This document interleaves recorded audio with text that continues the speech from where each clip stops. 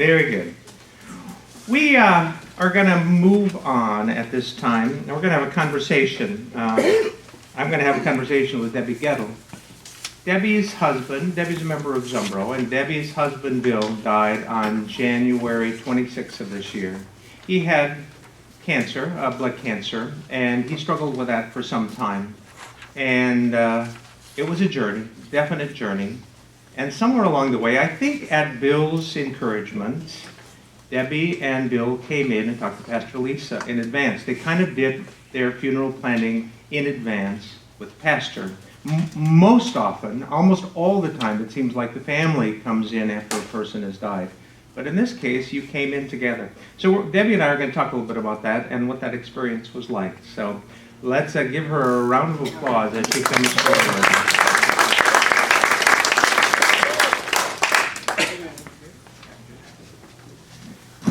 Debbie has walking pneumonia, so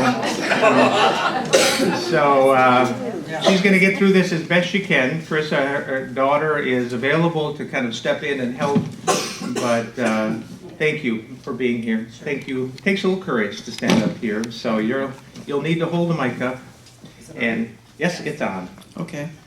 So, Debbie, tell us a little bit about your journey and how this all came to be. Okay. Bill was in a major auto accident about 12 years ago where he was disabled, legally blind, and he, okay, there you go. And I became his caretaker, so we were together a lot. Before the accident, he had a blood disorder, and after the accident, the blood disorder became myelofibrosis, which is a blood cancer. So we went through what was available for him at the time, and that was only to have things to help him with his, I don't even know how to say it, but there was no cure. We knew there was no cure, but there was a drug study available, so Bill went on that, and then eventually his heart started being affected by that, so he was pulled off of the trial, and then we knew that it was just in God's hands when he would go. So Bill started thinking, or maybe I'm going too far with all of this.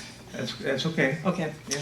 He started thinking about what he wanted to do and how he wanted to end his life. And it's interesting you call this ending well, because when you ask how somebody wanted to end well, I said I wanted to do it just like Bill did, because he wasn't afraid to talk about it to anybody.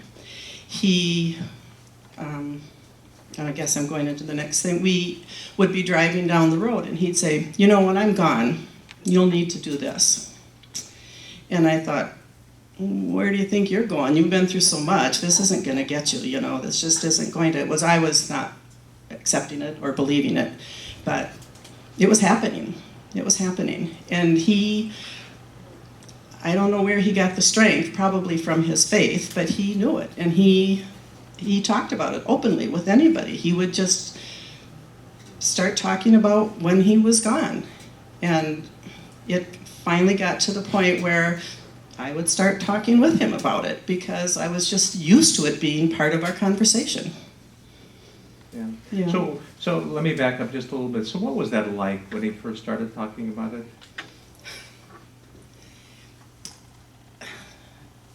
Well, I guess the biggest, it just was, I didn't believe it. I didn't want to believe it. I don't know how else to say. It was hard. I think there's a reality that we deny, the reality of death in our culture. We deny a lot of things that are hard, and we just can't believe them.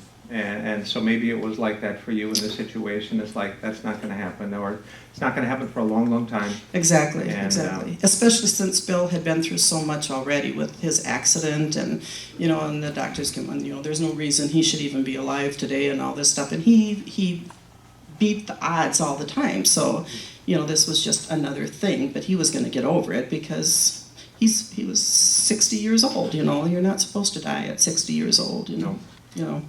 So. Yeah.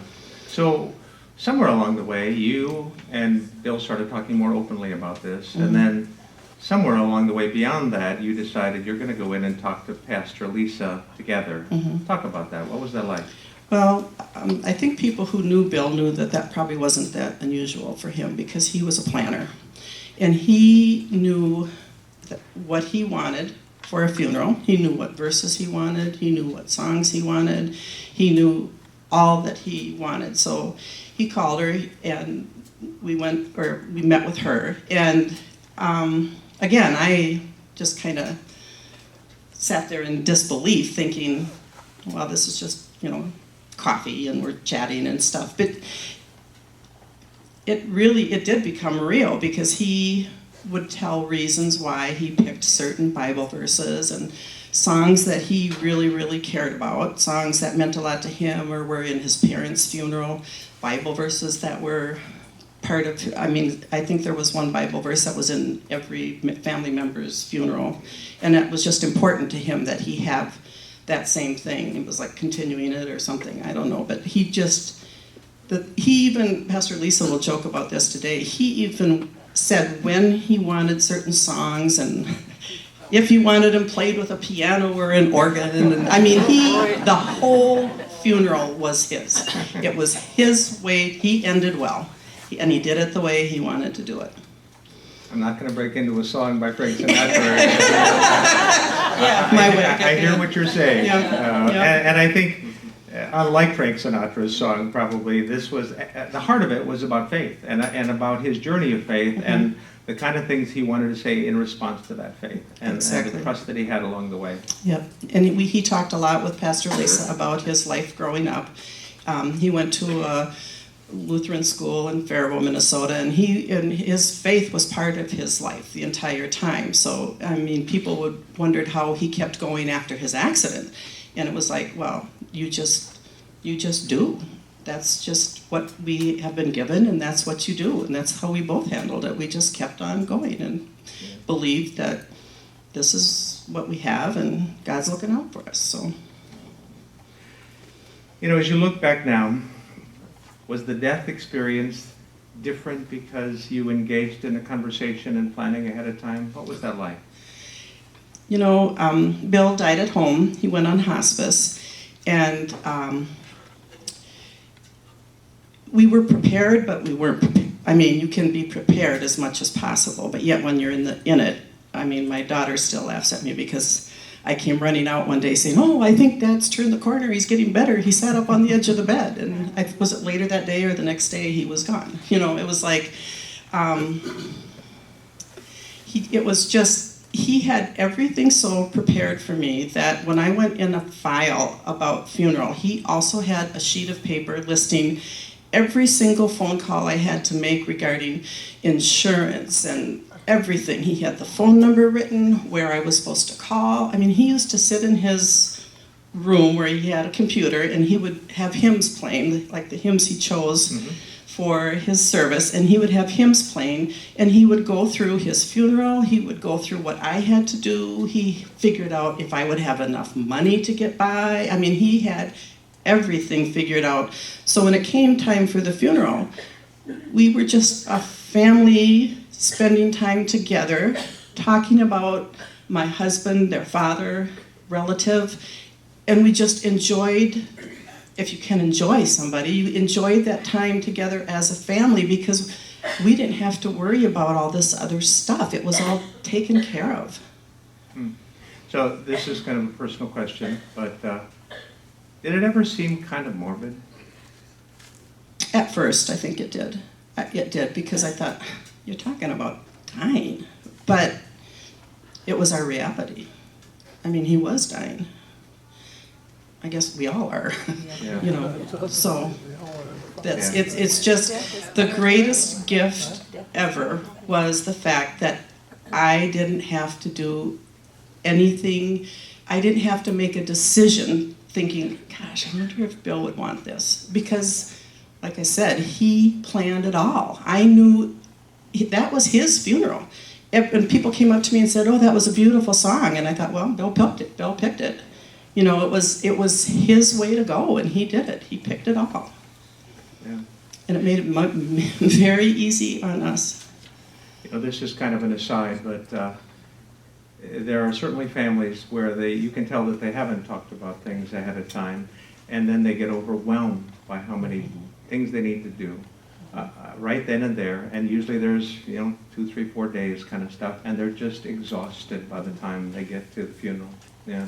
So that sounds like that was much better for you. Oh, yeah, we just sat around and shared memories and had coffee and talked to friends and family, and it was just a true time of us just being together and celebrating his life rather than worrying about decisions and what we had to do or what was going to happen. Or, I mean, it was all taken. I mean, you look at that book and every single thing in there that The funeral plan? Yeah, it was done. Every single thing in there, he took care of it. Nice.